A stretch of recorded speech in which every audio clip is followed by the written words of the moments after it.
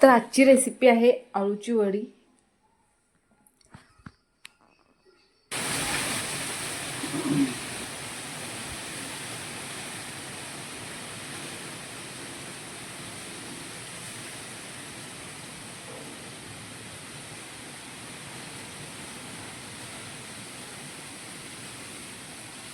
तर बाहेर मस्त असं छानसं गार वारा सुटलेला आहे, म्हणजेच एकदम वादळ आहे जास्त, पण पाऊस काहीच नाही आहे। फक्त पावसाचं वातावरण झालेलं आहे, पण वाऱ्यामुळे पाऊस अजिबात आलेला नाही, फक्त झाडं जास्त हलत आहेत।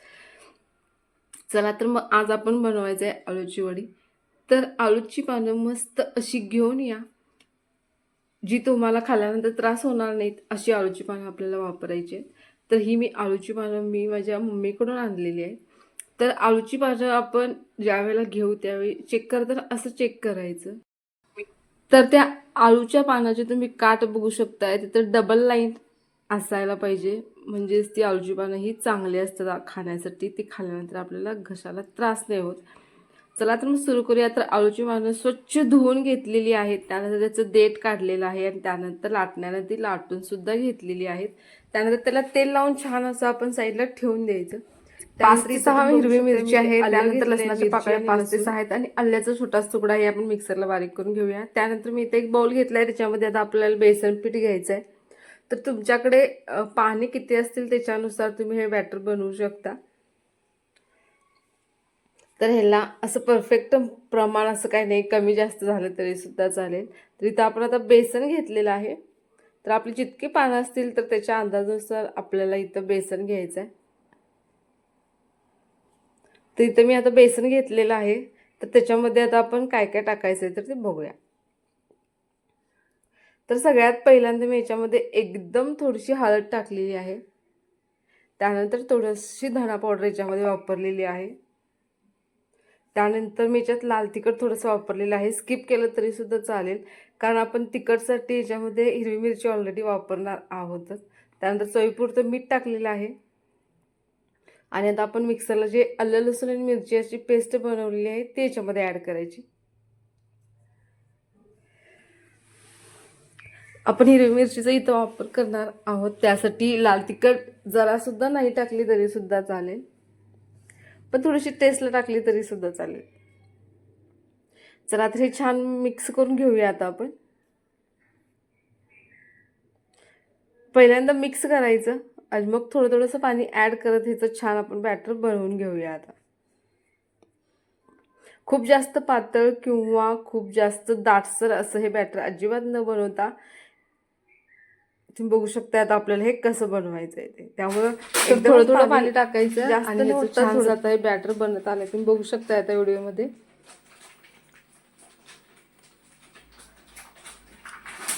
तर आता हे छान मिक्स झालेलं आहे। याच्यात तुम्ही बारीक चिरलेली कोथिंबीर सुद्धा टाकू शकताय।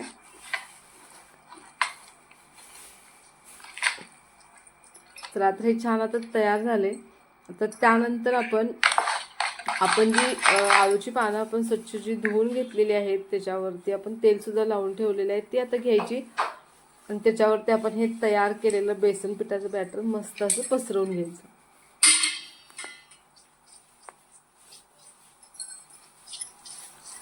तर सगळ्यात पहिल्यांदा मी याला तेल लावून घेणार आहे आता।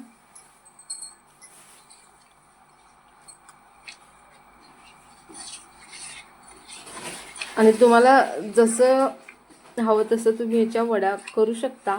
तर मी या पद्धतीनं करत आहे, तर तुम्ही व्हिडिओमध्ये बघत असाल। तर पानं आपण एकमेकावर ठेवली की त्याची लेयर्स छान बनतात, त्यापेक्षा एकच पानाला आपण ते बॅटर लावून ते गुंडाळून ठेवण्यापेक्षा त्याच पानावर आपण एक्स्ट्रा पानावरती ठेवून त्याच्यावरती पण हे बॅटर लावायचं, जेणेकरून आपली मस्त अशी ही आळूची वडी दिसायला सुद्धा एकदम सुंदर आणि जास्त लेयर्सवाली तयार होईल। तुम्ही बघू शकता आता या पद्धतीनं आपण ॲडजस्ट करून ही पानं ठेवायची आहेत आणि प्रत्येक पानाला आपण तेल लावून त्याच्यावरती हे बॅटर पसरवून घ्यायचं आहे। तुम्ही व्हिडिओमध्ये बघत असाल तर या पद्धतीनं आपल्याला हे करून घ्यायचं आहे। तर एकमेकावर पानं ठेवून मी या पद्धतीनं हे बॅटर छानसं लावून घेत आहे। बॅटरचा सुद्धा वापर भरपूर करा, फक्त ती टेस्टला आपल्याला पानच न लागता बेसन पिठाची जी टेस्ट आहे ती सुद्धा छान लागते, तर त्यासाठी ते सुद्धा भरपूर लावायचं आहे. त्यानंतर इथे मी एक पान घेतलेलं आहे, तर ते मध्ये थोडंसं फाटलेलं आहे, तर त्याचा सुद्धा काही इश्यू नाही आहे. तर तुम्ही मध्ये ठेवायचं आणि बरोबर त्याच्यावरती बॅटर लावायचं, ते सुद्धा ह्या सगळ्या पाण्यामध्ये मिक्स होऊन जाईल. चला तर आपण एकमेकावर अशी 4 ते 5 पानं ठेवलेली आहेत, तर तुम्ही बघू शकताय.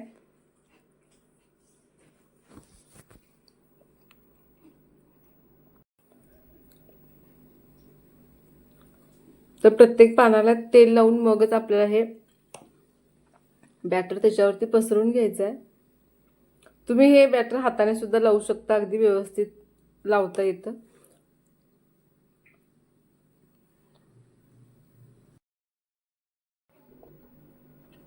चला तर आपल्याला जितकी पानं ठेवायची होती तितकी पानं आपली ठेवून झालेली आहेत सगळ्यांवरती. हे मस्त असं बेसन पिठाचं बॅटर सुद्धा लावून झालेलं आहे. त्यानंतर आपण याचा आता रोल बनवायचा आहे. तो रोल बनवताना सुद्धा अगदी अलगद बनवायचा, खूप जास्त त्याच्यावरती दाब देऊन न बनवता एकदम हलक्या हाताने आपण त्याचा हा रोल बनवायचा. तर तुम्ही व्हिडिओमध्ये बघू शकताय. तर या पद्धतीने मी याचा रोल बनवलेला आहे.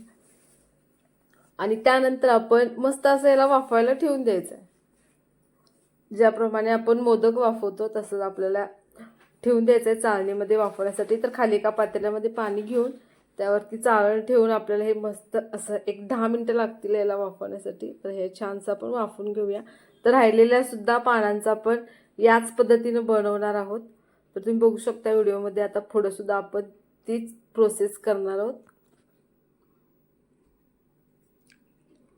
आणि आपण मस्त अशा तर या वड्या वाफवण्यासाठी ठेवून देऊया. तर साधारण एक 10 मिनिटांनंतर तुम्ही बघू शकता आपल्या वड्या मस्त अशा वाफवून आता ह्या तयार झालेल्या आहेत. थोड्याशा थंड होऊ द्यायचं जेणेकरून त्या व्यवस्थित होतील. तर आता तुम्ही बघू शकता व्हिडिओमध्ये छान हे थंड झाले आणि त्याच्यामुळे ते कटसुद्धा एकदम मस्त होत आहे. तर तुम्हाला हव्या तशा आकाराच्या तुम्ही ते वड्या कट करू शकता, हव्या त्या आकाराच्या, म्हणजेच थोडेसे जाड किंवा पातळ. तर या पद्धतीने तुम्ही बघू शकता आपली मस्त अशी ही एकदम छान जास्त लेयर्सवाली आळूची वडी तयार झालेली आहे. तर तुम्ही बघू शकता इथं त्याला लेयर्ससुद्धा कसल्या भारी पडलेले आहेत. चला तर ह्या आळूच्या वड्या आता तुम्ही दोन्ही प्रकारे खाऊ शकता. आत्ता ज्या स्टेजला त्या वड्या आहेत तशाच तुम्ही खाऊ शकता, अगदी त्याला फक्त वाफवलेल्या. त्यानंतर तुम्ही याला फ्राय करू शकता, डीप फ्राय, किंवा याला तुम्ही शालो फ्राय सुद्धा करू शकता. फक्त फोडणी टाकायची याला. तर या पद्धतीने मी सर्व वड्या कट करून घेतलेल्या आहेत. तर तुम्ही बघू शकता व्हिडिओमध्ये. तर इथं आपल्या भरपूर अशा ह्या आळूच्या वड्या तयार झालेल्या आहेत. आणि तुम्ही बघू शकताय ज्या वड्या आहेत त्या लेयर्समध्ये पान सुद्धा दिसत आहे आणि आपलं जे बेसन पिठाचं बॅटर आहे ते सुद्धा जास्तीचं दिसत आहे. चला तर आता आपण ह्याला फोडणी देणार आहोत, म्हणजे थोडंसं शालो फ्राय करणार आहोत. तर त्यासाठी मी गॅसवरती कढई ठेवलेली आहे. कढईमध्ये थोडीशी मोहरी आणि जिरं टाकलेलं आहे. ते छान तडतडल्यानंतर त्याच्यामध्ये आपण या वड्या टाकणार आहोत. तर या फोडणीमध्ये तुम्ही कढीपत्ता सुद्धा वापरू शकता, त्याची सुद्धा टेस्ट छान लागते. तर इथं मी कढीपत्ता वापरलेला नाही आहे. तर या आता आपण ज्या बनवलेल्या वड्या आहेत त्या या सर्व या तेलामध्ये मस्त अशा शॅलो फ्राय करायच्या आहेत. तर तुम्ही बघू शकता व्हिडिओमध्ये. तर मी या पद्धतीने या सर्व वड्या त्याच्यामध्ये टाकत आहे. तर यानंतर तुम्ही दुसरी पद्धत सुद्धा करू शकता की या वड्या तुम्ही डायरेक्ट तेल जास्त घेऊन त्याच्यामध्ये तळू सुद्धा शकताय. त्याची सुद्धा टेस्ट मस्त लागते, एकदम कुरकुरीत ही आळूवडी होऊन जाते. तर तुम्हाला कोणती वडी जास्त आवडेल ती तुम्ही याच्यामध्ये करू शकता.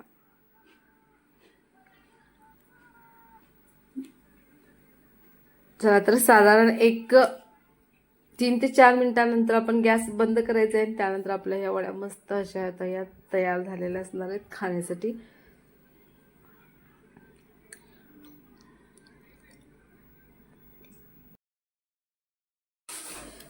तर त्यानंतर मी तुम्हाला इथं तळलेली सुद्धा आळूची वडी दाखवणार आहे. तर ती सुद्धा तुम्ही ट्राय करू शकता. तर तुम्ही बघू शकता या पद्धतीनं ती दिसणार आहे. आपली ही डायरेक्ट जास्त तेलामध्ये तळलेली ही वडी आहे.